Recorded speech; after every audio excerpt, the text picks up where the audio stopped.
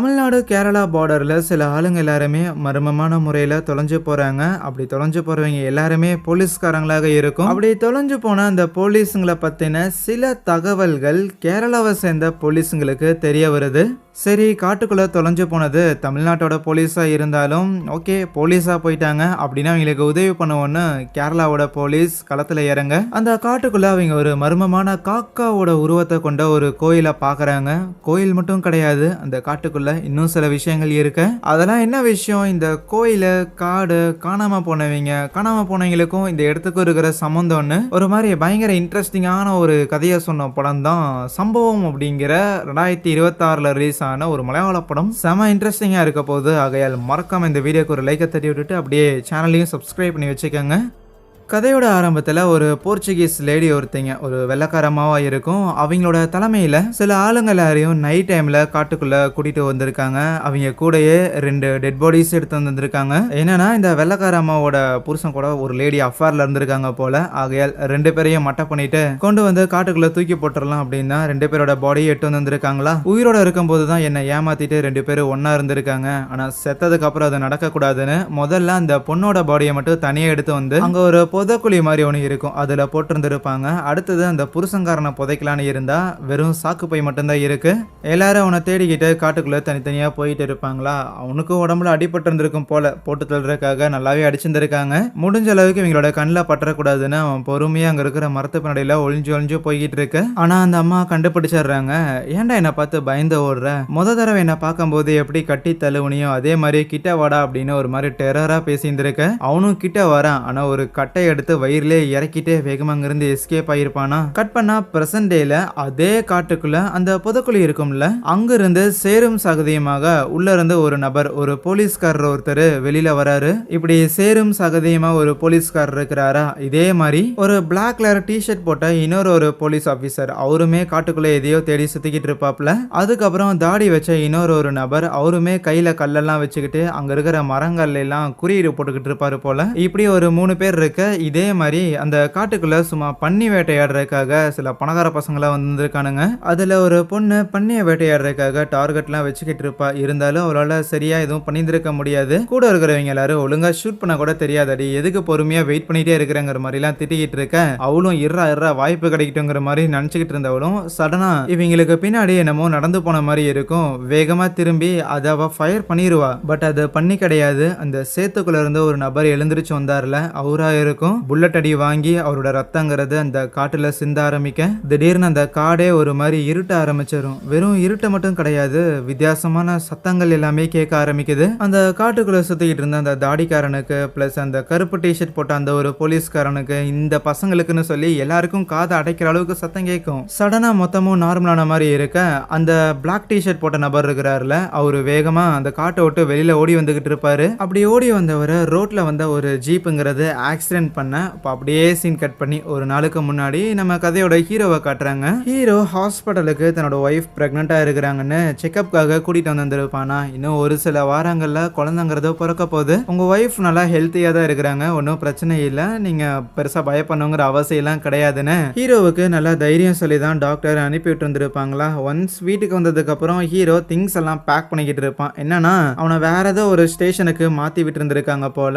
அவனுக்கு ஒய்ஃப் எப்படி பிரெக்னெண்டா இருக்கிற டைம்ல விட்டுட்டு போக மனசு இல்லை, இருப்பினும் வேலைங்கிறது அதோட முக்கியமாச்சு. ஸோ முதல்ல போய் ஸ்டேஷன்ல ஒரு அட்டண்டன்ஸை போட்டுட்டு ஒரு சில வாரங்கள்ல குழந்தை பிறந்துருன்னு சொல்லியிருந்திருக்காங்க. குழந்தை பிறக்க போற அந்த வாரத்துல கரெக்டா லீவ் போட்டுட்டு திருப்பி வந்துடலாம் அப்படிங்கிற யோசனையில தான் கிளம்பியிருக்கான். ஸோ அதுக்கப்புறம் கிளம்பி பஸ்ல நேரா அந்த தமிழ்நாடு கேரளா பார்டர்ல இருக்கிற ஒரு காட்டு பகுதி கிட்ட வந்திருப்பான். அங்கதான் ஸ்டேஷன் இருக்கு. ஆனா இங்கிருந்துமே கொஞ்சம் தூரம் டிராவல் பண்ணணும் போல. எப்படி போறதுன்னு கேட்கும்போது அதான் அந்த ஒரு ஜீப் அந்த இடத்துக்கு தான் போகுது. அவங்க கூட போங்கன்னு சொல்றாங்களா. அப்போ ஹீரோவுக்கு கால் வரும். என்னடானா, நேற்று அவனோட ஒய்ஃபை விட்டு வந்திருப்பான்ல, அவளுக்கு டெலிவரி பெயின் வந்துருச்சாமா. லைக் டெலிவரியில் ஏதோ ஒரு காம்ப்ளிகேஷன் இருக்குது, அதனால குழந்தைய இன்னைக்கு அவங்க பெத்தெடுக்கணுங்கிற மாதிரி சொல்லியிருந்திருக்காங்கன்னு இன்ஃபார்ம் பண்ணியிருந்திருப்பாங்க. வேணும்னா நான் அப்பவே கிளம்பி வரட்டான்னு கூட இவன் கேட்டிருந்திருப்பான். அதெல்லாம் தேவையில்லை, நீ முதல்ல போய் அங்கே வேலையில் ஒரு அட்டண்டன்ஸை போட்டுட்டு ஒரு 2 நாள் கழிச்சு வா அப்படின்னு சொல்லியிருந்திருக்காங்க. ஹீரோவுக்கு இதை கேட்டுட்டு ஒரே வருத்தமாக போச்சு. ஏன்னா இப்போதான் இதை வந்துட்டு இன்ஃபார்ம் பண்ணியிருந்திருக்காங்க. ஆனால் எப்போ பெயின் வந்துச்சு, எப்போ இவங்க ஹாஸ்பிட்டலுக்கு கூட்டிட்டு போனாங்கன்னு எதுவுமே தெரியாமல் இருப்பானா. அந்த ஜீப்ல இருக்கிற போறவங்களும் ஹார்ன் அடிச்சு கூப்பிட்டு மகனே வரையா என்னன்னு கேட்க சரின்னு ஹீரோவும் அவங்க கூட அந்த ஜீப்ல டிராவல் பண்றான். அப்படி டிராவல் பண்ணிட்டு இருக்கும்போது அவனோட ஒய்ஃபுக்கும் அவனோட அம்மாவுக்கும் தொடர்ந்து கால் பண்ணிட்டே இருப்பானா. அவங்க போனே எடுக்க மாட்டாங்க. ஆனா கொஞ்சம் தூரம் போக போக சிக்னலும் இல்லாம இருக்க என்னப்பா பிஎஸ்என்எல் யூஸ் பண்ணலையா, இந்த என்னோட பயன்படுத்த இதுல சிக்னல் இருக்குன்னு கொடுக்குறாரு. சரின்னு அவரோட மொபைலை வாங்கி கால் பண்ணியிருக்க பயங்கர பதட்டத்துல இருப்பான். என்னாச்சோ ஏதாச்சோ அப்படின்னு பயந்துகிட்டே கால் பண்ணியிருக்க. கொஞ்ச நேரம் கழிச்சு அவங்களுமே கால் அட்டன் பண்றாங்க. குழந்தை பிறந்திருக்கு, பொன் குழந்தை பிறந்திருக்குங்கிற மேட்டரை சொல்றாங்களா. அதை கேட்டதுக்கு அப்புறம் தான் ஹீரோவோட முகத்துல ஒரு சின்ன சிரிப்புங்கிறது இருக்கும்போது அதை பார்த்து அந்த நபரும் ஆஹா என்ன விஷயம்னு கேட்டா, நான் அப்பாவாயிட்டேன், எனக்கு பொன் குழந்தை பிறந்திருக்குங்கிற மாதிரி எல்லாம் சொல்லுவானா. இவங்களுமே கங்க்ராட்ஸ் எல்லாம் பண்ணுவாங்க. ஆனா அந்த வண்டியை ஓட்டிட்டு இருக்கிற அந்த டிரைவர் இருக்கிறான்ல, அவன் ஒரு மாதிரி நக்கல் பேசிட்டு இருப்பான் கூட இருக்கிறவங்ககிட்ட. இந்த காலத்துல இந்த பொம்பளை பிள்ளைங்களை எல்லாம் பெத்து வளர்த்தி படிக்க வச்சு எதுக்கு, இதோ நம்ம ஊர்ல ஒருத்தன் கூலி வேலையெல்லாம் பார்த்துட்டு தன்னோட பொண்ணை பெங்களூர்ல படிக்க வச்சுக்கிட்டு இருந்தான்ல, அது எவனையோ இழுத்துரு சுத்துதாமா அப்படின்னு ஒரு மாதிரி பேசுவானுங்களா. ஹீரோக்கு செம்ம காண்டாவும். என்னடா முறைக்கிறேங்கிற மாதிரி போத் ரெண்டு பேரும் மாறி மாறி அப்படியே முறைச்சுக்கிட்டே வந்துகிட்டு இருக்க. ரோட்டை கவனிச்சிருக்க மாட்டாங்க. அப்படிதான் அந்த கருப்பு டிஷர்ட் போட்டு காட்டுக்குள்ள இருந்து வந்த அந்த போலீஸ் ஆபீசரை அவங்க இடிச்சிருந்திருப்பாங்க. உடனே ஹீரோ அவரை தூக்க போயிட்டு கமோ நீங்க பக்கத்துல ஏதாவது ஹாஸ்பிட்டல்ல இருந்தா இவரை கொண்டு போகணும்னு சொன்னதுக்கு அந்த டிரைவர் என்னன்னா சும்மா இருறா பெரிய இவன் மாதிரி பண்ணிக்கிட்டு இருக்காது, போலீஸ்க்கு இது வந்தாங்கன்னா எவ்வளவு பிரச்சனை ஆகும்னு தெரியுமான்னு சொன்னா, நானே போலீஸ் தான் பொத்திட்டு வண்டி ஏடுறான்னு. அதுக்கப்புறம் ஹீரோ ஹாஸ்பிட்டல்ல இருக்கும்போது வீட்டுல இருந்து குழந்தையோட போட்டோ எல்லாம் அனுப்பியிருந்திருப்பாங்க. அதையெல்லாம் பார்த்து அவன் சிரிச்சுக்கிட்டு இருக்க. ஆனா அப்போ அந்த இடத்துக்கு ஹீரோ புதுசா ஜாயின் பண்ண போற அந்த ஸ்டேஷனோட எஸ்ஐ வந்திருப்பாரு. அவரை பார்த்தோன்னே ஹீரோ எந்திரிச்சு பயங்கரமா மரியாதை கொடுத்துக்கிட்டு இருப்பானா. அடிப்பட்ட அந்த போலீஸ் ஆபீசரோட பர்ஸ் எல்லாம் இருக்கும். அதுல இருக்கிற திங்ஸ் எல்லாம் வச்சு பார்க்கும்போது தான் அந்த ஆபீசரோட பேர் வந்து பீட்டருங்கிற மேட்டர் எல்லாம் தெரிஞ்சுக்கிறாங்க. பிளஸ் இந்த எஸ்ஐ கூட ஜோசப் அப்படிங்கிற இன்னொரு ஆபீசர் இருப்பார். சும்மா ஒரு ஏட்டு மாதிரின்னு வச்சுக்கோங்க. வரைய கண்ணு டீ குடிக்கலான்னு ஹீரோவை ரெண்டு பேரும் கூட்டிட்டு போயிருந்திருப்பாங்களா. அங்க கேன்டீன்ல வந்து டீ குடிச்சுக்கிட்டு இருக்க ஃபேமிலி பத்தி எல்லாம் விசாரிக்கும் போது தான் ஹீரோ தனக்கு ஒரு ஒய்ஃப் இருக்கிறாங்க, பிளஸ் ஒரு பொன் குழந்தை இருக்கு, இன்னைக்கு தான் பிறந்துச்சுன்னு சொன்ன உடனே அவங்க ரெண்டு பேரும் அதை கேட்டு பயங்கரமா ஹாப்பி ஆகுறாங்க. என்னோட குழந்தை பிறந்திருக்குன்னு சொல்ற, அப்ப அதை போய் பார்க்காம இங்க நான் உனக்கு வேலை, ஓ ஓகே இன்னைக்கு தான் ஜாயின் பண்ண வந்திருக்கிறீல, நீ என்ன பண்றேன்னா முதல்ல இங்க ஜாயின் பண்ணிரு சரியா, ஜாயின் பண்ணிட்டு இன்னைக்கு கிளம்புனா கரெக்டா இருக்காது, நீ சண்டே கிளம்பு, சண்டே கிளம்பிட்டு ஒரு 1 வீக் உன்னோட ஃபேமிலி கூட டைம் ஸ்பெண்ட் பண்ணிட்டு வா, பெருசா இந்த இடத்துல வெட்டி முறிக்கிற வேலையெல்லாம் கிடையாது, அதனால நீ போயிட்டு வா, நல்ல இடத்துக்கு தான் வந்திருக்க, ஃப்ரீயா இருக்கலாம்லாம் சொல்லுவாரா. ஹீரோவுக்கு ஹாப்பியா இருக்கும். ஏன்னா ரொம்ப லீனியன்டான ஒரு சப் இன்ஸ்பெக்டரா இருக்கிறாரு. பிளஸ் நம்ம ஹீரோவை டிசிப்ளின் சரியில்லைன்னு சொல்லி தான் இந்த ஒரு ஸ்டேஷனுக்கே வந்து பணிமாற்றம் செஞ்சிருந்திருக்காங்க. அப்படி என்னடா ஒழுக்கமா இல்லாம இருந்தேன்னு கேட்கும்போது அவன் தன்னோட ஒய்ஃப் வந்து பிரெக்னெண்டா இருக்கிற டைம்ல கொஞ்சம் காம்ப்ளிகேஷன்லாம் இருந்திருக்கும் போல, அதனால லைட்டா ஸ்ட்ரெஸ்டா இருந்திருப்பான். போதாத குறைக்கு போலீஸ் வேலை வேற நைட்டு பகல் அப்படின்னு சொல்லி மாத்தி மாத்தி போட்டிருந்திருப்பானுங்களே. இப்படி இருக்கும்போது ஒரு நாள் ஏதோ ஒரு பாதுகாப்பு வேலைக்கு போயிட்டு கார்டிங் டியூட்டி போல நின்னுகிட்டு இருக்கணும் போல, நின்னுகிட்டே அவன் தூங்கிட்டான். கமிஷனருக்கு சல்யூட் அடிக்காம விட்டுட்டானாமா. ஸோ அதனால கமிஷனர் காண்டாயிட்டு இவனை வேற ஊருக்கு டிரான்ஸ்ஃபர் பண்ணி விட்டாங்க. இதை சொன்ன உடனே எஸ்ஐக்கெலாம் ஒரே சிரிப்பு. ஓ அதனால தான் ஹாஸ்பிட்டலில் என்னை பார்த்தோன்னே வேகமாக எந்திரிச்சு சல்யூட் அடிச்சியா, இங்கே பாரு இங்கே அந்த பிரச்சனைகள்லாம் கிடையாது, நீ ஃப்ரீயாக இருக்கலாம், மரியாதை மனசில் இருந்தால் மட்டும் போதுன்னு சொல்லிக்கிட்டு இருக்க. அப்போ அந்த எஸ்ஐக்கு ஒரு கால் ஒன்று வரும். இன்னொரு போலீஸ் தான் கால் பண்ணியிருந்திருப்பாரு. காட்டு வழியாக ரோந்து வந்துட்டு இருக்கும்போது இந்த இடத்துல சில பசங்கள்லாம் இருந்தாங்க. அந்த பசங்க கிட்ட இங்கே என்ன பண்ணுறீங்க ஏது பண்ணுறீங்கன்னு விசாரிச்சா ஏதோ பெரிய இடத்த பசங்க மாதிரி தெரியுது, ஓவரா வாய் பேசினானுங்க, ஆனால் வாய் பேசினதில் ரெஜிக்கு கோவம் வந்துருச்சுன்னு சொல்லுவாரா. இதை கேட்டோடனே எஸ்ஐக்கு ஒரு ஷாக்கு. முதல்ல அவன் அமைதியா இருக்க சொல்லு, நான் அந்த இடத்துக்கு வரேன்னு சொல்லுவாரா. யாரா அந்த ரெஜின்னு பார்த்தா அது ஒரு கான்ஸ்டபிளா தான் இருக்கும். ஆனா அவருக்கு பயங்கரமான கோவங்கிறது வரும் போல. இந்த பசங்க எல்லாரும் எங்க அப்பா யார் தெரியுமா ஆத்தா யார் தெரியுமான்னு சொல்லிக்கிட்டு இருப்பாங்களா. கூடவே வீடியோவும் எடுத்துக்கிட்டு இருப்பாங்க. அதனால கொஞ்சம் பொறுமையா அவன் காத்திருந்திருக்க. ஆரம்பத்துல அந்த பன்னியை வேட்டையாடுறதுக்காக ஒரு குரூப் வந்தாங்கல்ல, அவங்க கிடையாது, இது வேற ஒரு குரூப். வீடியோ எடுத்துட்டு இருக்கிற அந்த பொண்ணுக்கு அவங்க அப்பா கால் பண்ணும்போது அவ மொபைல் அட்டன் பண்றதுக்காக கேமராவை கட் பண்ண இந்த ரெஜி அடியை வச்ச ரெண்டாவது அவங்க அடிக்க வரும்போது தான் திருப்பி அந்த பொண்ணு ரெக்கார்ட் பண்ண ஆரம்பிச்சிருப்பாளா. போலீஸ் மேலேயே கை நீட்டுறியாடாங்கிற மாதிரி போட்டு அங்க இருக்கிற எல்லாரையும் சாத்துன்னு சாத்திக்கிட்டு இருக்க. அதுல ஒருத்தன் எஸ்கேப் ஆகிறதுக்கு ட்ரை பண்ணுவான். விட்டுருவானு பின்னாடியே ஓடி போய் அவனை வச்சு தரையா அமுக்கும் போது ரெண்டு பேரும் அங்க எதையோ பார்த்து ஷாக் ஆகுறாங்க. அதுக்கப்புறம் எஸ்ஐயும் ஹீரோவும் அங்க ஸ்பாட்டுக்கு வந்துருப்பாங்களா. அவங்க போய் செக் பண்ணி பாக்குறாங்க. அந்த இடத்துல அந்த சேத்துல இருந்து ஒரு நபர் வந்து விழுந்திருப்பாருல, அவரோட பாடி தான் இருக்கும். ட்ரெஸ் எல்லாம் வச்சு பார்க்கும்போதே கண்டிப்பா இது போலீஸ்காரர் தான், தமிழ்நாட்டை சேர்ந்த போலீஸ்காரர் தான்லாம் தெரிஞ்சிருச்சு. அதனால மற்ற ஆஃபீஸர்ஸ் கடையெல்லாம் வந்துட்டு இங்க பக்கத்துல பரிமலை ஸ்டேஷன் அப்படின்னு ஒரு ஸ்டேஷன் இருக்கும், தமிழ்நாட்டோட ஸ்டேஷன். அங்கிருந்த ஆஃபீஸரா தான் இருக்க வாய்ப்பு இருக்கு. அந்த ஸ்டேஷன்ல இருக்கிற இன்ஸ்பெக்டருக்கு கால் பண்ணி இன்ஃபார்ம் பண்ணுங்கன்னு சொல்லிட்டு அதுக்கப்புறம் எஸ்ஐ, ஹீரோ, அந்த ரெஜின்னு சொல்லி எல்லாரும் கார் எடுத்துட்டு வந்துகிட்டு இருப்பாங்களா. இதே நேரத்துல காட்டுக்குள்ள இன்னொரு போலீஸ் ஆஃபீஸரை காட்டுறாங்க. ஒரு ப்ளூ டிஷர்ட் போட்ட மாதிரியான ஒரு ஆஃபீஸர். அவரோட கால்ல பலமா அடிபட்டு இருந்திருக்கும். பிளஸ் அவரை வந்து நம்ம ஸ்டீஃபன் வச்சுக்கலாம். ஏற்கனவே அந்த பிளாக் கலர் டிஷர்ட் போட்ட ஒரு ஆஃபீஸர் அடிபட்டு இருந்திருப்பாருல ஜீப்ல, அவரோட பேரு பீட்டர். அந்த பீட்டை கூப்பிட்டு இருக்கிறான். சோ இப்போ கால்ல அடிபட்டு காட்டுக்குள்ள இருக்கிற இந்த ஸ்டீஃபன், ஜீப்ல அடிபட்ட அந்த பீட்டருங்கிற நபர் பரிமலை ஸ்டேஷனை சேர்ந்தவங்க தான். இங்க ஹீரோவும் எஸ்ஐயும் கார்ல வந்துகிட்டு இருப்பாங்கல்ல. அப்போ அந்த பீட்டருங்கிற நபரோட வாக்கி டாக்கியை ஹீரோ எடுத்து வந்திருப்பான்ல அந்த ரோட்ல ஆக்சிடென்ட் ஆன அந்த டைம்ல. சோ அந்த வாக்கி டாக்கில அந்த ஸ்டீஃபனுங்கிற நபர் கான்டாக்ட் பண்றாரு. கான்டாக்ட் பண்ணிட்டு ப்ளீஸ் எனக்காக உதவி பண்ணுங்க, நான் இங்க காட்டுக்குள்ள இருக்கிற கோவில் பக்கத்துல தான் இருக்கிறேன்னு சொல்லுவாரா. அவரு தமிழ்ல பேசுறதை கேட்டுட்டு இல்ல சார், நீங்க இப்ப கான்டாக்ட் பண்ற இந்த வாக்கி டாக்கியை ஓன் பண்ணியிருக்கிற நபரை நாங்க ஹாஸ்பிட்டல் அட்மிட் பண்ணியிருக்கோம், அவருக்கு ஆக்சிடென்ட் ஆயிருந்திருக்கு. நீங்க காட்டுக்குள்ள எது மாட்டிருக்கீங்கன்னா உங்களை காப்பாத்துறதுக்காக நீங்க உங்க ஸ்டேஷனை சேர்ந்தவங்கள கான்டாக்ட் பண்ணுங்கன்னு சொன்னா அந்த ஸ்டீஃபனுங்கிற நபரும் எவ்வளவோ சொல்லி பாக்குறாரு. இங்க பாருங்க, நான் என்னோட ஸ்டேஷனை சேர்ந்தவங்களை எல்லாம் கான்டாக்ட் பண்ண ட்ரை பண்ணிட்டேன், யாருமே ப்ராப்பரா ரெஸ்பாண்ட் பண்ற மாதிரி தெரியல. சோ அதனால ப்ளீஸ் தயவு செஞ்சு உதவி பண்ணுங்க அப்படின்லாம் கெஞ்சி கேட்டிருந்திருப்பாரா. இவங்களுமே காரை ஒரு இடத்துல நிறுத்திட்டு அந்த பரிமலைங்கிற அந்த ஸ்டேஷனை சேர்ந்த ஆபீசருக்கு கால் பண்றதுக்காக எஸ்ஐ ட்ரை பண்ணிக்கிட்டு இருக்க. ஹீரோ சும்மா அந்த கார் பக்கத்துல நின்னுகிட்டு இருப்பான். அப்போ வாக்கி டாக்கில அவரு தனக்கு ஏதோ குழந்தை பிறக்க போதுங்கிற மாதிரியும் எனக்குன்னு ஃபேமிலி இருக்குதுங்கன்னு பயங்கரமா உருகி எல்லாம் பேசியிருந்திருக்க. ஹீரோவுக்கு இதை கேட்டோன்னே லைட்டா மனசு கேட்காது. ஆகையால அந்த ஸ்டீஃபனுக்கு உதவி பண்ணலாமாங்கிற மாதிரி எஸ்ஐ கிட்ட சொன்னா ரெஜிக்கு அதுல விருப்பம்லாம் இல்ல. அந்த காட்டை பத்தி உனக்கு எதுவும் தெரியாதுன்னா சும்மா அறியான்னு ஹீரோவை திட்ட செய்யறான். நாளா சின்ன வயசுல இருந்தே இங்கதான் இருக்கிறேன், அதுக்குள்ள போனாலும் அவ்வளவு ஈஸியா வெளியில எல்லாம் வர முடியாது. அது மட்டும் இல்லாம வேற ஏதோ ஒரு ஸ்டேஷனை சேர்ந்த ஒருத்தனை காப்பாத்துறதுக்காக நம்ம போய் எதுக்கு தேவையில்லாம ரிஸ்க் எடுக்கணுங்கிற மாதிரி பேசினா என்ன குமார் பயப்படுறையான்னு ஹீரோ அவனோட ஈகோ ட்ரிகர் ஆகுற மாதிரி பேச வந்து தொலைறங்கிற மாதிரி ரெஜியும் சரிங்கிறான். இப்ப அப்படியே இன்னொரு குட்டி பிளாஷ்பேக். அந்த ஸ்டீஃபனுங்கிற நபர் எப்படி அந்த காட்டுக்குள்ள வந்தாருன்னு. அவரு ஆக்சுவலி ஒரு போலீஸ் வேன்ல கிரிமினல்ஸ் எல்லாரையுமே கைது பண்ணி கூட்டிட்டு வந்துகிட்டு இருப்பாங்களா. இந்த ஸ்டீஃபனுங்கிற ஆபீசரோட தலைமையில தான் அவங்களை கூட்டிட்டு வந்துகிட்டு இருப்பாங்க. பட் அன்பார்ச்சுனேட்லி அங்க இருக்கிற ஆபீசர்ஸ் லைட்டா கண்ணாசந்த நேரத்துல அங்க இருக்கிற போலீஸோட கன்னையே எடுத்து ஒருத்தரோட ஷோல்டர்ல ஷூட் பண்ணி பயமுறுத்துறானுங்க. அவ்வளவுதான், வேற வழி இல்ல, மொத்த பேரையே ரிலீஸ் பண்ணிடுறாங்களா. ஆனா இந்த அளவுக்கு வயலண்டா பிஹேவ் பண்றவங்களை ரிலீஸ் பண்ணிட்டு அப்படியே விட முடியுமா? அதுக்கப்புறம் திருப்பியும் காட்டுக்குள்ள இறங்கி அவங்கள தேட ஆரம்பிக்கிறாங்க. அப்படி தேடுற அந்த குரூப்ல தான் அந்த பிளாக் டிஷர்ட் போட்ட அந்த ஒரு நபர் இருப்பார்ல, அவருமே தனியா பிரிஞ்சு தேட ஆரம்பிச்சிருந்திருப்பாரு. எல்லாரும் தனித்தனியா பிரிஞ்சு தேடிக்கிட்டு இருக்கும்போது ஒரு போலீஸ பின்னாடில இருந்து அட்டாக் பண்ணி அப்படியே தூக்குல தொங்க விடுற மாதிரி தொங்க விட்டு இருந்திருப்பானுங்க மரத்துல. ஸ்டீஃபனுங்கிற அந்த ஒரு ஆபீசர் தனியா தேடிட்டு இருக்க. அவரு கூடயே ஒரு கட்டம் போட்ட சட்டை போட்ட ஒரு நபர் இருப்பாரா. அவருக்கு அந்த காட்டை பார்க்கும்போது கொஞ்சம் பயம்லாம் ஏற ஆரம்பிச்சிருது. எனக்கு யூஸ்வலி பேய்கள் மேல நம்பிக்கைலாம் இல்ல சார், ஆனா இந்த இடம் பார்த்தாலே லைட்டா பயமா இருக்குது, இனிமேலும் உள்ள போய் தேடணுமா என்ன அப்படிங்கிற மாதிரி அப்படியே பேசிக்கிட்டே வந்துகிட்டு இருப்பாப்ல. சின்ன வயசுல இருக்கும்போது இந்த காட்டை பத்தின சில கதைகள் எல்லாத்தையும் நான் கேள்விப்பட்டிருந்திருக்கேன். இந்த காட்டுக்குள்ள ஒரு விதமான கோயில் ஒண்ணு இருக்குமாமா. இந்த பகுதியில வசிச்சுட்டு இருந்தவங்க ஆரம்பத்துல அவங்களுக்கு நல்ல விஷயங்கள் நடக்கணும் அப்படிங்கிற மாதிரி தான் இந்த கோயில்ல வழிபாடு பண்ணிக்கிட்டு இருந்தாங்க. ஆனா நாட்கள் போக போக அவங்களோட மனசுல இருக்கிற தீய எண்ணங்களுமே நிறைவேறணும்னு அதுக்கு இந்த கோயில்ல பலி கொடுக்க ஆரம்பிச்சாங்களாமா.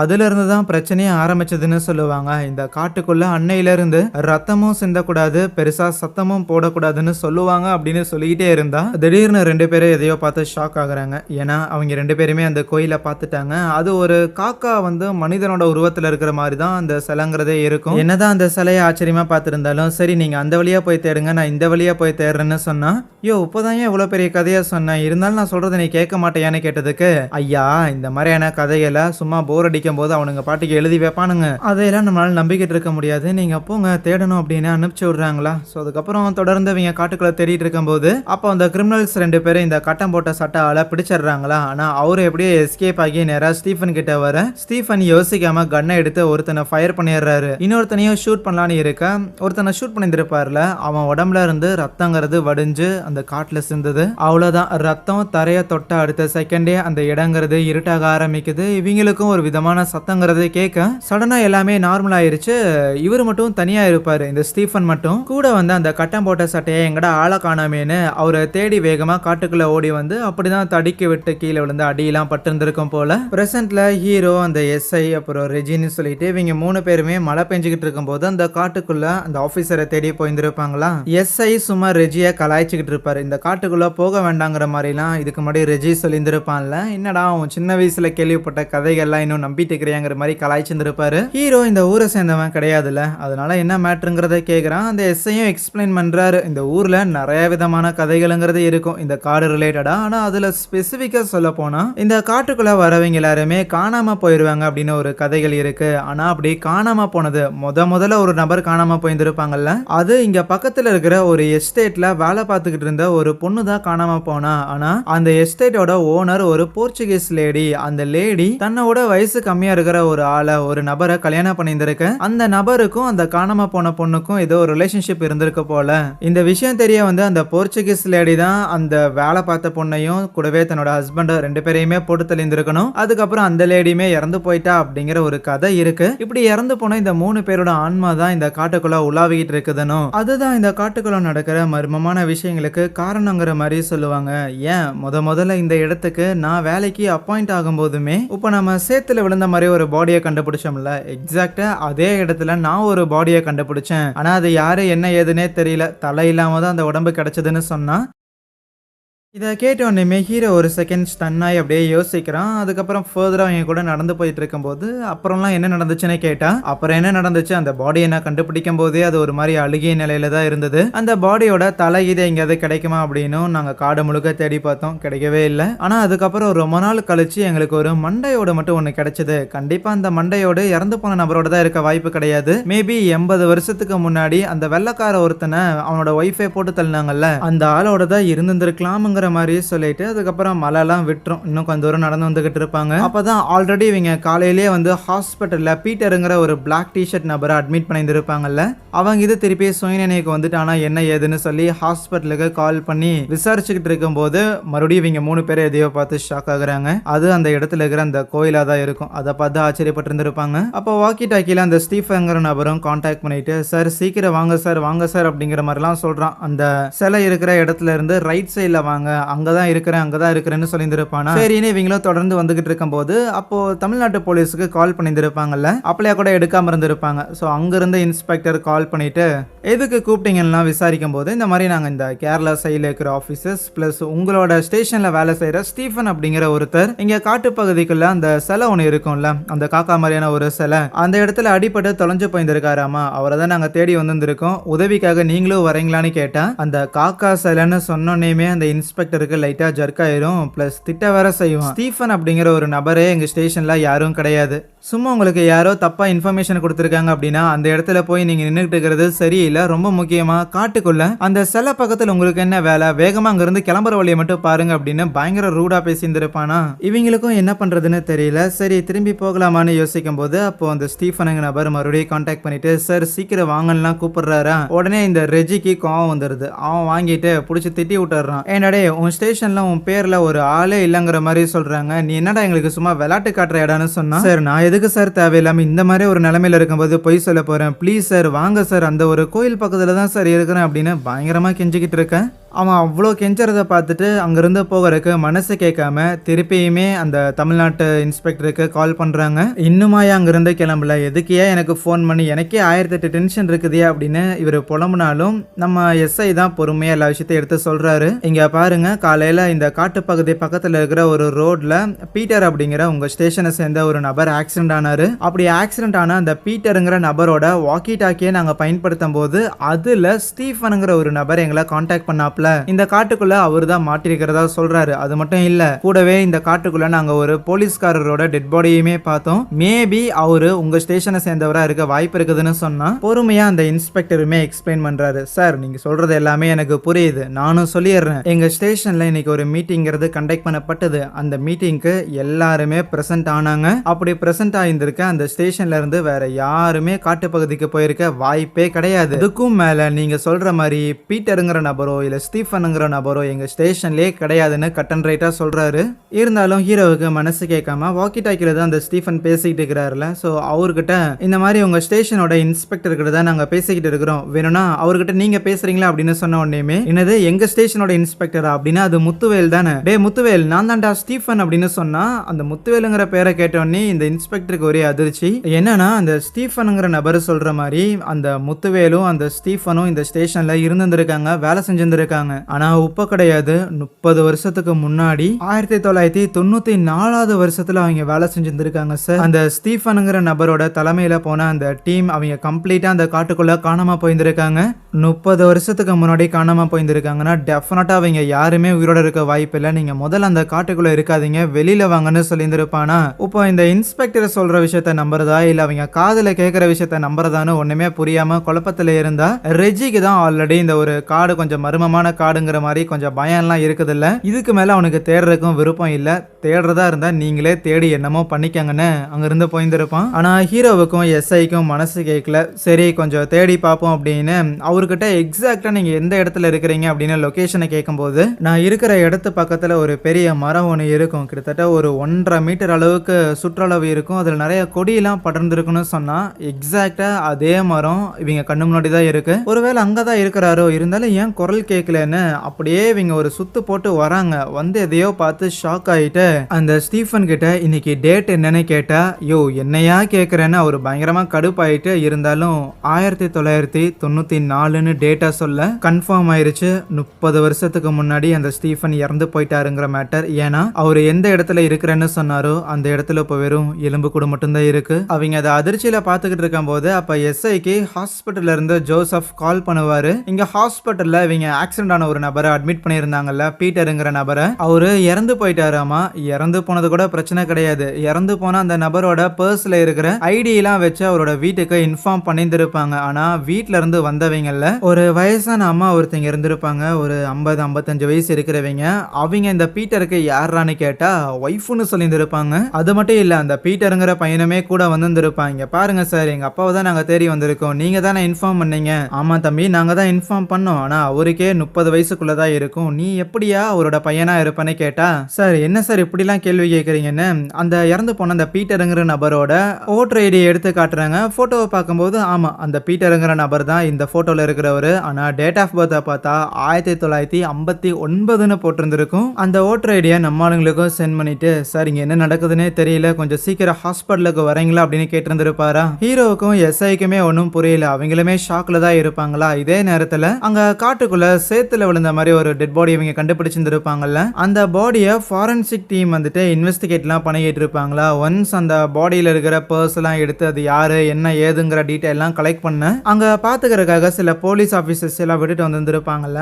அதுல ஒரு ஆள் நம்ம எஸ்ஐக்கு கால் பண்ணிட்டு, சார் ஆபீசர் ரெஜி உங்க கூட தான் இருக்கிறாரான்னு கேட்டா, ஆமா இங்கதான் இருக்கிறான், உனக்கு என்னடா பிரச்சனைன்னு கேட்டதுக்கு, இல்ல இப்போ நம்ம காட்டுக்குள்ள இறந்து போன மாதிரி ஒரு பாடி ஒன்னு கண்டுபிடிச்சோம்ல, அந்த சேரெல்லாம் பட்டு அந்த மாதிரியான ஒரு பாடி, அது ஆபீசர் ரெஜி மாதிரி தெரியுதுன்னு சொன்னா, என்னடா காலங்காத்தாலே சரக்கடிச்சிட்டீங்களாடா அப்படிங்கிற மாதிரி தான் எஸ்ஐ செம்மையா கடுப்பாகிறாரா. இருந்தாலும் இன்னொருத்த போனை வாங்கிட்டு, இல்ல சார் அது ஆபீசர் ரெஜி மாதிரி தான் இருக்கு, நாங்களும் கொஞ்சம் சந்தேகப்பட்டோம், ஆனா அவரோட பர்ஸை எடுத்து பார்க்கும்போது அதுல அவரோட போலீஸ் ஐடிங்கிறது இருந்துச்சுன்னு சொல்லும் போது இவருக்குலாம் ஒண்ணுமே புரியல. ஏண்டாடே காலையில நாம எல்லாருமே அந்த பாடியை போய் பார்க்கும்போது ரெஜியும் கூட தானே இருந்தா, உங்களுக்கு தெரியுமா தெரியாதான்னு டென்ஷன் ஆக, நாங்களும் கூட தான் இருந்தோம் சார், அதுதான் எங்களுக்கும் புரியல, உங்ககிட்ட கேட்கறதுக்காக தான் கால் பண்ணணும்னு சொன்னா ஒரு கோவத்துல மொபைலை கட் பண்ணிட்டு, முதல்ல இந்த ரெஜி எங்கடா போனானே அவனை தேட ஆரம்பிக்கிறாங்களா. காட்டுல மழை பெய்ய ஆரம்பிக்குது. அதுவே அந்த ரெஜி தனியா வந்தவன் அங்க காட்டுக்குள்ள இருக்கிற ஒரு புதக்குழியில மாட்டிக்கிட்டான். யாராவது உதவி பண்ணுங்கன்னு கதறிக்கிட்டு இருக்கும் போது கரெக்டா அவனை தேடிக்கிட்டு ஹீரோவும் இவரும் எஸ்ஐயும் வந்திருப்பாங்க. முடிஞ்ச அளவுக்கு அவரை வெளியில எடுக்கிறதுக்காக காப்பாத்துறதுக்காக முயற்சி பண்ணிக்கிட்டு இருக்க அந்த போராட்டத்துல அவங்களோட கைகள் கிழிச்சு ஒரு துளி ரத்தங்கிறது அந்த காட்டோட தரையில விழுகுது. அவ்வளவுதான், மறுபடியும் காடுங்கிறது இருண்ட அவங்க எல்லாரோட காதும் அடைக்கிற அளவுக்கான சத்தங்கிறது கேட்க ஆரம்பிக்குது. ஏதோ பூச்சி கத்துற மாதிரி அவ்வளோ சத்தங்கிறது கேட்கும். உடனே இந்த எஸ்ஐ ஒரு கன்னை எடுத்து மேல ஃபயர் பண்றாரா. அவள் தான் டக்குன்னு நம்ம ஹீரோ அந்த காட்டுக்குள்ள நைட் டைம்ல எங்கேயோ இருக்கிற மாதிரி தெரியுமா. கூடவே 80 வருஷத்துக்கு முன்னாடி அந்த போர்ச்சுகீஸ் லேடி இருக்கிறாங்கல்ல, அவங்க தன்னோட ஹஸ்பண்ட் தன்னோட வயித்துல குத்திட்டு போனதுக்கு அப்புறம் அவனை தேடி வந்திருப்பாங்கல்ல. அப்படி தேடி வரும்போது ஹீரோவை பாக்குறாங்க. ஏய் யார் ராணின்னு சொல்லிட்டு அவங்க கையில வச்சிருந்திருக்க கன்னை எடுத்து ஃபயர் பண்ண இருக்கும்போது பின்னாடி யாரோ இருக்கிற மாதிரி தெரியும். திரும்பி பார்த்தா தலையே இல்லாம ஒரு உருவம். சடனா ஹீரோ சுயநினைக்கு வர மாதிரி இருக்கு. நார்மலா பகல்ல காட்டுக்குள்ள இருக்கிறான். என்ன நடக்குதுன்னு அவனுக்கே தெரியல. கனவா நினவான்னு சொல்லி அவன் முகத்தை அவனே தட்டிக்கிட்டு இருக்கும் போது யாரோ அழுகிற மாதிரியான ஒரு சத்தங்கிறது கேட்கும். அந்த சத்தத்தை ஃபாலோ பண்ணி போனா அந்த இடத்துல ஒரு குட்டி பாப்பா ஒருத்தி இருப்பாளா. அவகிட்ட என்னாச்சு பாப்பா, ஏன் அங்க உட்காந்து அழுதுகிட்டு இருக்கிறேன்னு கேட்டா, இல்ல என்னோட தம்பின்னு அழுக. ஓ உன் தம்பி காணாம போயிட்டானா, சரி சரி அழுகாத, இதே இடத்துல இருன்னு ஹீரோவும் ஒரு 2-3 மீட்டர் நடந்து வந்திருக்க.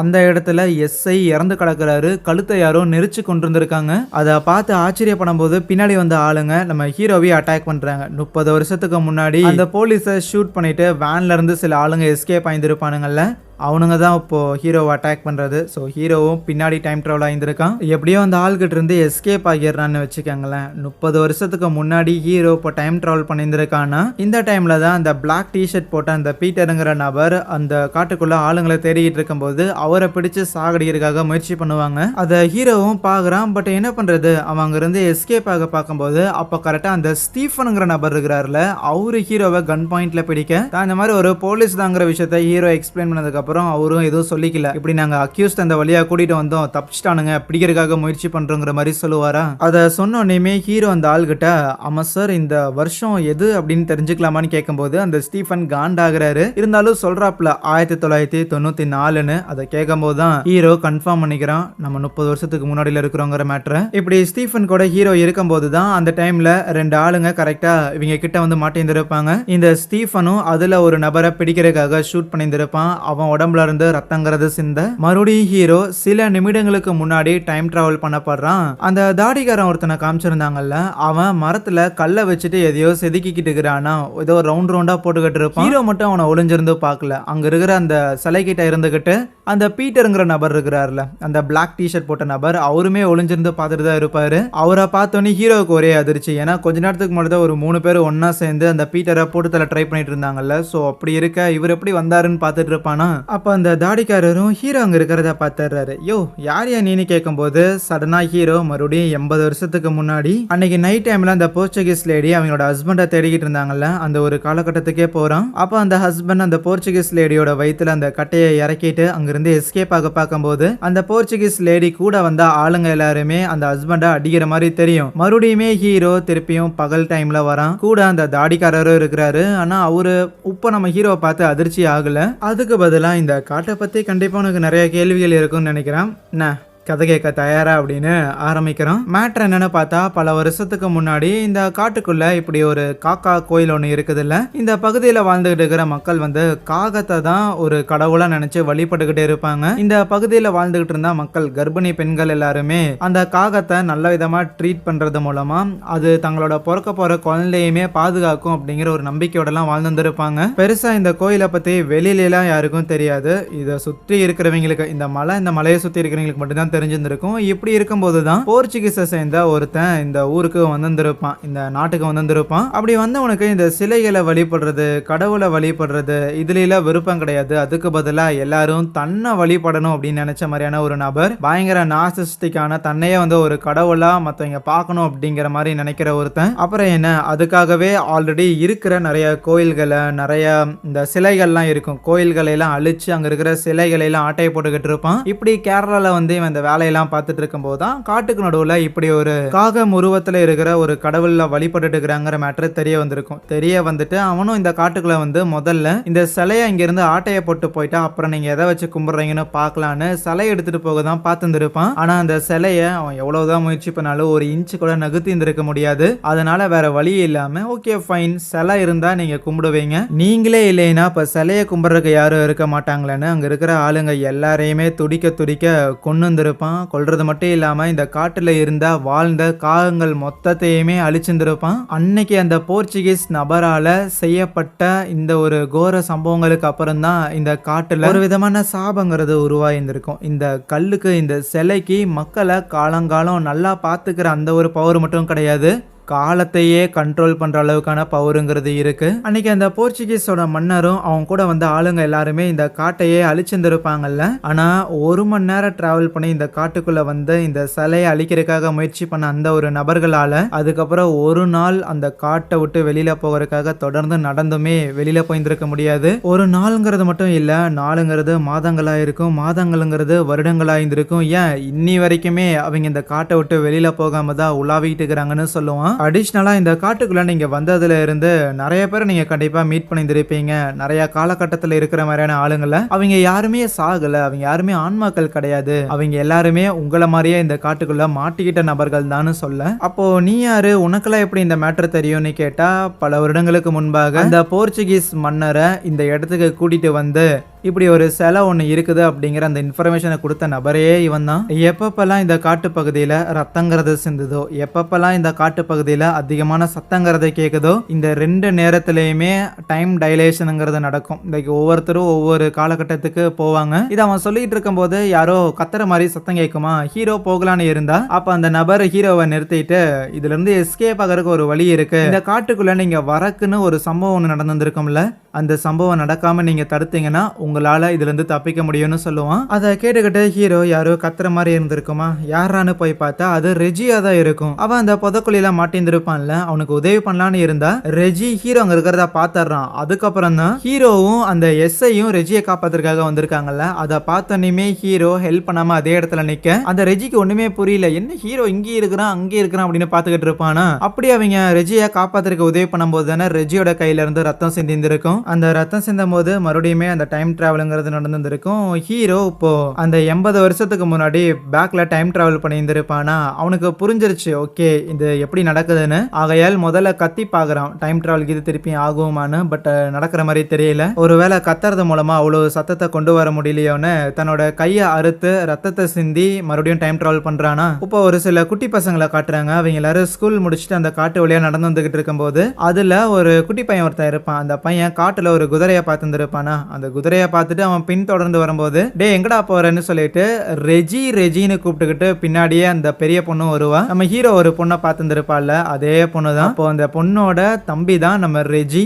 இது நடந்துகிட்டு இருக்கிற இதே டைம் லைன்ல தான் ரெஜியுமே அந்த சேத்துல இருந்து எந்திரிச்சு வந்திருப்பான். அப்படி எந்திரிச்சு வந்தவன் அந்த 2 பசங்களையும் பார்க்கும்போது அக்கா அக்கா அப்படின்னு சொல்லிட்டு அவன் சின்ன வயசுல இந்த காட்டுக்குள்ள தன்னோட அக்காவை தொலைச்சிட்டான் ரெஜி. ஸோ அதனால தான் இப்போ அந்த சின்ன பொண்ணு தான் அக்கா தான் தெரிஞ்சோன்னே ஃபாலோ பண்றானா. ஐயோ ஏதோ ஒரு கொடூரம் என்ன ஃபாலோ பண்றான் அப்படிங்கிற மாதிரி இந்த பொண்ணு பயந்து ஓடி இருந்திருக்கும். இப்படி ரெஜி அந்த பொண்ணை ஃபாலோ பண்ணிட்டு வர அதே டைம்ல தான் ஹீரோவும் அந்த இடத்துக்கு வந்திருப்பான். உடனே ரெஜி அங்க பார்த்தோன்னே யோ நில்லியா அப்படின்னு ரெஜியை ஃபாலோ பண்ணிட்டு போக அப்பதான் அந்த வேட்டையாட வந்த பசங்க ரெஜியை ஷூட் பண்ணியிருந்திருப்பாங்க. அவங்க ஃபயர் பண்ணும்போது கன்னோட சத்தங்கிறது அதிகமா இருக்கும்ல. மறுபடியும் இன்னொரு ஒரு டைம் டிராவல். அந்த பீட்டரை சாகடிக்கிறதுக்காக முயற்சி பண்ணுவாங்கல்ல, அந்த இடத்துக்கு ஹீரோ போயிருந்திருப்பான். அந்த பீட்டருங்கிற நபரையுமே காப்பாத்தி இருந்திருப்பான். அவரை காப்பாத்தின அடுத்த செகண்டே சார் என்னன்னாலும் கண்ணை மட்டும் ஃபயர் பண்ணிடாதீங்கன்னு சொல்லி அடுத்த செகண்டே அங்க பக்கத்துல தான் அந்த ஸ்டீஃபனுங்கிற நபரையும் ஹீரோ இதுக்கு முன்னாடி மீட் பண்ணியிருந்திருப்பான். அதனால இப்பயும் மீட் பண்ண வாய்ப்பு இருக்குதுன்னு நேரா போய் நிற்கும் போது அந்த ஸ்டீஃபனுங்கிற நபரும் வரான். வந்தோடனே ஹீரோ எல்லாத்தையும் எக்ஸ்பிளைன் பண்றான். சார் இந்த காட்டுக்குள்ள நீங்க இருக்கக்கூடாது, இந்த காட்டுக்குள்ள சில விஷயங்கள் நடக்க போகுது அப்படின்னு சொன்னா முதல்ல அந்த ஸ்டீஃபன் நம்பல. ஏதோ ஒரு கதையை வளரிட்டு இருக்காதையான்னு தான் சொல்லுவாரு. சார் நான் உண்மையை தான் சொல்றேன், இப்போ இந்த இடத்துல இந்த காட்டுக்குள்ள இருந்து நீங்க வெளியில போகல அப்படின்னா இனிமேல் எப்பவும் உங்களால உங்களோட பிறக்க போற பையனையும் உன்னோட ஒய்ஃபையும் பார்க்க முடியாதுங்கிற மாதிரி சொல்லுவானா.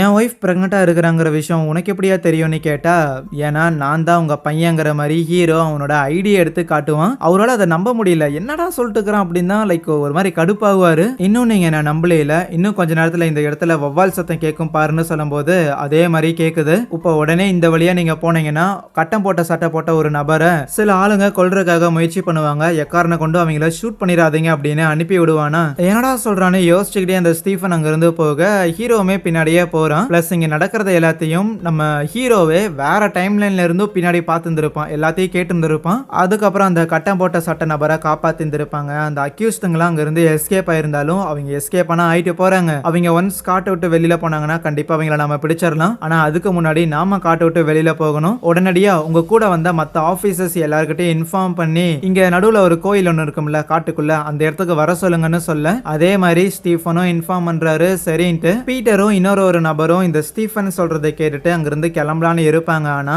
ஆல்ரெடி அந்த அக்யூஸ்டுங்க ஒருத்தரை கொலை பண்ணி அங்க தூக்குல தொங்க விட்டு இருந்திருப்பாங்கல்ல அதை பார்த்துருக்காங்க. சரி இந்த விஷயத்த ஒன்ஸ் காட்ட விட்டு வெளியில போனதுக்கு அப்புறம் சொல்லிக்கலாம் அப்படின்னு விட்டுறாங்களா. எல்லாரும் அந்த சிலை கிட்ட ஒன்னா கேதர் ஆகுறாங்க. ஓகே இப்போ இந்த இடத்துல இருந்து எந்த வழியா போனாலுமே வெளியில போக முடியும்ட்டு நேரா இவங்க நடக்க ஆரம்பிக்கிறாங்க. ஆனா நடக்கிறாங்க எங்க போனாலும் எந்த வழியா சுத்தி வந்தாலுமே அவங்க மறுக்க அந்த ஒரு சிலைகிட்டே வந்து நின்னுகிட்டு இருக்க நடா நடக்குதுன்னு சொல்லி பயங்கரமா ஃப்ரஸ்ட்ரேட் ஆகுறாங்க. ஹீரோவுக்கும் தெரியல. ஏன்னா ஹீரோ இந்த காட்டுக்குள்ள வந்ததுக்கான காரணமே 30 வருஷத்துக்கு முன்னாடி இருந்த இந்த போலீஸ்காரங்களோட இந்த சம்பவங்கள் தான். அதனாலதான் இது எல்லாத்தையுமே தடுத்து நிறுத்துறதுக்காக முடிஞ்ச அளவுக்கு இந்த காட்டை விட்டு அவங்க எல்லாரையும் வெளியில போக வைக்கிறதுக்காக முயற்சி பண்ணிக்கிட்டு இருக்கிறான். ஆனா அது வேலைக்கு ஆகிற மாதிரி தெரியல. என்ன பண்றதுன்னு யோசிச்சுட்டே இருக்கும்போது அப்பதான் ஹீரோவுக்கு ஸ்ட்ரைக் ஆகுது. அந்த தாடிக்கார ஒருத்தன் அங்க இருக்கிற மரங்கள்ல இந்த கொசுபத்தி சுருள் மாதிரி ஸ்பைரல் ஷேப்ல ஒரு சிம்பிள் மாதிரி உறைஞ்சு வச்சுட்டு போயிருந்திருக்கான்ல. ஒருவேளை நாம நேரா போனா தான் திருப்பி இதே இடத்துக்கு வருமோ, இதே மாதிரி சுத்தி போனா கரெக்டா இருக்குமோன்னு எல்லாரையும் கூப்பிட்டு நான் என்ன பண்றேன் ஏதோ பண்றேன்னு கேள்வி எல்லாம் கேட்காதீங்க, என் பின்னாடியே ஃபாலோ பண்ணி வாங்கன்னு அந்த கோயில்ல இருந்து வட்டம் அடிச்சுக்கிட்டே வராங்க. அப்படியே சுத்தி வந்துகிட்டே இருக்க ஆல்மோஸ்ட் அவங்க ரோட்டுக்கிட்டையும் வந்துட்டாங்க. அவ்வளவுதான் ரோட்டுக்கிட்ட வந்தாச்சு அப்படின்னு சொல்லிட்டு அவங்க நேர் பாதையில நடக்க ஆரம்பிக்கும் போது அவங்க கூட அந்த கட்டம் போட்ட சட்ட நபர் இருப்பார்ல அவரை மட்டும் அலேக்கா கடத்தி காலி பண்ணிடுறானுங்க அந்த அக்யூஸ்டுங்க. கொஞ்சம் தூரம் போனதுக்கு அப்புறம் தான் என்னடா இது கூட வந்தவனை காணாமேன்னு சொல்லிட்டு திருப்பி பின்னாடி தேடி வராங்க. அவர் அங்க இறந்து கிடக்குறாரு. சரி அவர் இறந்துட்டாரு, அக்யூஸ்டுங்க தான் கொன்னாங்கிறது கன்ஃபார்ம் தான். இருப்பினும் இங்க வெயிட் பண்ணிட்டு இருக்க முடியாதுன்னு தொடர்ந்து நடக்கிறாங்க. அப்படி நடக்கும்போது மறுபடியும் பின்னாடியில இருந்து அந்த ஸ்டீஃபன் அட்டாக் பண்ணியிருந்திருப்பாங்க. ஹீரோ போய் தடுத்துருப்பான். ஓகே 1 by 1 போனா எல்லாரையும் அட்டாக் பண்றாங்க, அதனால குரூப்பா போகலான்னு முடிவெடுக்க அப்போ இன்னொரு நபரையுமே பின்னாடியில வந்து காலி பண்ணிட்டு போறாங்க. ஆனா கொலை பண்ணவன் ஒரு மாதிரி நக்கலா ஹீரோ பார்த்து நாக்க காட்ட ஹீரோக்கு வெறியாயிருது. வேகமா அவனை பின்னாடி ஃபாலோ பண்ணி போறானா. ஆனா அப்படி போகும்போது அந்த இடத்துல 2 நபர்கள் ஹீரோவை வளைச்சு பிடிக்க வேலைக்கே ஆகல, கழுத்து திருவி போட்டு சாகடிச்சிடறான். பீட்டருமே ஒரு நபரை பிடிச்சு அடிக்கலான்னு இருந்தா அவன் என்னன்னா பீட்டரை பிடிச்சி காலி பண்ற மாதிரி இருக்கும். நல்ல வேலை பின்னாடியில வந்த ஸ்டீஃபன் பீட்டரை காப்பாத்துறாரு. அதுவே ஹீரோவும் அந்த நாக்க ஒருத்தன் காட்டிட்டு போயிருந்திருப்பான்ல அவனை கையும் களமா பிடிச்சிடறான். அப்புறம் அவங்க கூடயே சண்டை போட்டு அவனையுமே கழுத்து நெரிச்சு அதே இடத்துல சாகடிக்க இப்போதைக்கு ஹீரோ ஸ்டீஃபன் பீட்டர்னு சொல்லி இவங்க 3 பேரும் மிச்சமா இருக்கிறாங்க. சரி என்ன பண்றது கிளம்பலாமான்னு இருக்கும்போது அப்போ ஒரு நபர் அந்த அக்யூஸ்டுங்கள ஒருத்தன் அட்டாக் பண்ண வந்திருப்பான். ஹீரோவை தான் அட்டாக் பண்ண வந்திருப்பான். நல்ல வேலை குறுக்க போந்து ஸ்டீஃபன் அந்த அடியை வாங்கியிருந்திருப்பாரு. ஒரு கட்டையை எடுத்து கையிலேயே இறக்கி இருந்திருப்பான். ஆனா அவனை பீட்டர் ஷூட் பண்ணலான்னு இருக்க ஹீரோ வேண்டான்னு தடுப்பானா. அதுவே அந்த ஸ்டீஃபன் இருக்கிறாருல அவரு வேற கையில குத்துன அந்த கட்டைய வலி பொறுக்க முடியாம கையில இருந்து எடுக்க யோ என்னையா பண்றேன்னு ஹீரோ செம்மையா ஸ்ட்ரெஸ் ஆகி அவரோட கையில இருந்து ரத்தம் சிந்தக்கூடாதுன்னு நினைக்கிறான். ஆனா கட்டையில ரத்தம் இருக்கும்ல அந்த ரத்தம் தரைய டச் பண்ணது. அது தரைய டச் பண்ண உடனே மறுபடியுமே அந்த இடம் வந்து ஒரு மாதிரி இருட்டாக ஆரம்பிக்குது. சரி மறுபடியும் நம்ம எல்லாருமே தனித்தனியா பிரிஞ்சு போக போறோமா அப்படின்னு பார்த்தா இல்ல எல்லாரும் ஒன்னா மறுபடியும் வேற எங்கேயோ வந்த மாதிரி இருக்கும். டைம் மட்டும் மாறி இருந்திருக்கும், இடம் அதே இடமா தான் இருக்குமா. அப்போ திடீர்னு அங்க ரோட்ல ஏதோ ஒரு கார் போற மாதிரியான சத்தங்கிறத கேட்க கார் இந்த பக்கம் தான் வருதுன்னு சொல்லி வேகமா இவங்க 3 பேரும் வராங்க. எஸ் ரோட்ல ஒரு காரும் இருக்கு. இந்த வருஷம் எந்த வருஷம் அப்படின்னு கேட்டா 1994ன்னு சொல்றாங்க. சோ இந்த போலீஸ்காரங்களோட அதே வருஷம் தான். அவங்கள மட்டும் ஏத்தி அனுப்பி விட்டுறான். இது என் காலகட்டம் கிடையாது நீங்க போங்கன்னு அனுப்பி விட்டுட்டு இப்போ ஹீரோ எப்படி திருப்பி போக போறானா அது அவனுக்கும் தெரியல. அந்த இடத்துல தான் ஹீரோ ஒரு பெரிய கேம்பிள் பண்ண போறான். அவன் திருப்பியும் அதே சிலை கிட்ட வந்து நின்னுகிட்டு அவனோட தலையில கன்னை எடுத்து பாயிண்ட் பண்ணி ஷூட் பண்றான். கட் பண்ணா ஹீரோ ஹாஸ்பிட்டல் வார்டுக்கு முன்னாடில இருந்து கண் விழிக்கிறான். அவன் பக்கத்திலேயே ஹீரோவோட அப்பாவான அந்த ஸ்டீஃபனுமே இருக்கிறாரு. பிளஸ் ஹீரோவுக்கு குழந்தைங்கிறது பிறந்திருக்கும். குழந்தை பிறந்திருக்குதுன்னா அப்போ ஹீரோ எல்லாத்தையுமே நார்மல் ஆக்கிட்டான். எல்லாமே கரெக்டா தான் இருக்குது. அப்படியே சீன் கட் பண்ணா மறுபடியும் நம்ம ஹீரோவுக்கு வேற ஏதோ ஒரு இடத்துக்கு டிரான்ஸ்ஃபர் வந்திருக்கும் போல. முதல்ல ஒரு ஊருக்கு டிரான்ஸ்ஃபர் வாங்கி இருந்திருப்பான்ல அந்த பார்டர் பக்கத்துல. இப்போ பஸ்ல இல்லாம வேற ஒரு ஹையர் பொசிஷன்ல இருப்பான் போல. சோ அதனால கார்ல வந்து அப்படி வரும்போது அங்க மலை அடிவாரத்தில் நம்ம எஸ்ஐ இருக்கிறாப்ல அவரை பார்த்துருப்பான். அவரை பார்க்கும்போது ஹீரோவுக்கு தான் ஏற்கனவே அவரை தெரியும். பட் அவருக்கு தான் ஹீரோவை தெரியாது. ஆகையால் நேரா வண்டியில வந்துகிட்டு இருப்பானா. ஆனா அப்படி வண்டியில வந்துகிட்டு இருக்கும் போது முதல்ல படத்தோட ஆரம்பத்துல அவன் இதே மாதிரி ஜீப்ல இந்த வழியா வந்துகிட்டு இருக்க ஒரு மானை ஒண்ணு பார்த்துருப்பான். அதே மான் அங்கேயே இருக்கு. மான்கள் ஜாக்கிரதைங்கிற மாதிரி சைன் போர்டு இருக்கும். அதையும் பாக்குறான். பிளஸ் ஆரம்பத்துல எப்படி ஆக்சிடென்ட் ஆச்சோ அதே மாதிரி ஒரு ஆக்சிடென்ட்டும் நடக்குது. இது அவரா மட்டும் இருந்திருக்கூடாது, பீட்டரா மட்டும் இருந்துடக்கூடாது அப்படின்னு ஒரு மாதிரி பயங்கரமா யோசிச்சுக்கிட்டே தான் ஹீரோ இறங்கி பாக்குறான். அது ஒரு பொண்ணா இருக்கும். பீட்டர் பீட்டர் கிடையாது. அப்பாடா, அப்ப இது பீட்டர் கிடையாதா, இது நார்மலா ஏதோ ஒரு பொண்ணு ஆக்சிடென்ட் ஆயிருக்குதுன்னு அதை தூக்கிட்டு கார்ல ஏத்திட்டு வந்துகிட்டே இருப்பாங்க. சரி, அந்த பொண்ணோட மொபைலை எடுத்து யாருக்காவது கான்டாக்ட் பண்ணலான்னு பார்த்தா அந்த பொண்ணோட மொபைல் வால்பேப்பர்ல அது ஹீரோவோட போட்டோங்கிறது இருக்கும். வயசான ஹீரோ அப்படின்னா தான் பொண்ணுன்னு அவனுக்கு புரியுது. அப்புறம் இந்த பொண்ணு இவ வேற யாரும் கிடையாது, காட்டுல வேட்டையாடுறதுக்காக வந்திருப்பாங்கல்ல, ரெஜியை கூட ஒரு பொண்ணு ஃபயர் பண்ணியிருந்திருப்பாள்ல, பண்ணி நினைச்சுக்கிட்டு அது அவ தான். ஆரம்பத்துல இருந்தே ஹீரோவோட பொண்ணு இந்த ஆட்டத்துல இருந்திருக்கா. பிளஸ் இதையெல்லாம் ஹீரோ புரிஞ்சுக்கும் போதே அந்த பொண்ணு அங்க இறந்து போகிறாளா. உடனே காரை நிறுத்த சொல்லிட்டு பொண்ணு இறந்து போச்சுங்கிற மாதிரி மத்த பேருக்கிட்டையும் சொல்ல மத்தவங்களுக்கும் சோகம் தான். பட் இருந்தாலும் காரை விட்டு இறங்கி நிற்கும் போது ஹீரோவோட மைண்ட்ல இதை எதையுமே நான் நிறுத்தலையே அப்படின்னு யோசிச்சுக்கிட்டே தன்னோட ஒய்ஃபுக்கு கால் பண்ணி குழந்தை எப்படி இருக்குதுன்னு கேட்க அவங்க நல்லா இருக்குதுன்னு சொல்றாங்க. அதை கேட்டுக்கிட்டே அவன் காட்டுக்குள்ள பார்க்கும்போது அங்க அந்த போர்ச்சுகீஸோட ராஜாங்கிறவன் இருப்பான். அவன் ஹீரோவை ஒரு மாதிரி நக்கலா பார்ப்பானா. அப்பதான் ஹீரோவுக்கு அந்த தாடிக்காரன் சொன்ன விஷயங்கிறது ஞாபகம் வருது. இந்த காட்டுக்குள்ள நீங்க வரக்க எது காரணமா இருந்துச்சோ அந்த விஷயம் நடக்காம நீங்க தடுக்கணும்னு சொல்லியிருந்திருப்பான்ல. அந்த விஷயங்கிறது இந்த போலீஸ்காரங்களோட நிக்கல. முதல்ல இந்த சாபம் ஆரம்பிச்சதுக்கு காரணமே இந்த போர்ச்சுகீஸ் அரசன் தான். அப்படின்னா முதல்ல இவனை தான் தடுக்கணுங்கிற மேட்டர் ஹீரோவுக்கு புரிய வர அங்கே இந்த ஒரு படத்தை முடிக்கிறாங்க. எனிவேஸ் மக்களே, கண்டிப்பா படம் பயங்கர இன்ட்ரெஸ்டிங்கா இருந்திருக்கும்னு நினைக்கிறேன். கண்டிப்பா செகண்ட் பார்ட்டுமே வந்துச்சு அப்படின்னா அதை நம்ம பார்க்கலாம். பிளஸ் வீடியோ பிடிச்சிருச்சுங்கும் போது ஆப்வியஸா லைக் பண்ணிட்டு இந்த படத்தை பத்தின உங்களோட கருத்துக்களையும் கமெண்ட்டில் ஷேர் பண்ணிட்டு இதே மாதிரி இன்னும் நிறைய இன்ட்ரெஸ்டிங்கான படங்களை தொடர்ந்து பார்க்கறதுக்காக சேனலையுமே சப்ஸ்கிரைப் பண்ணி வச்சுக்கோங்க. So yeah, thank you.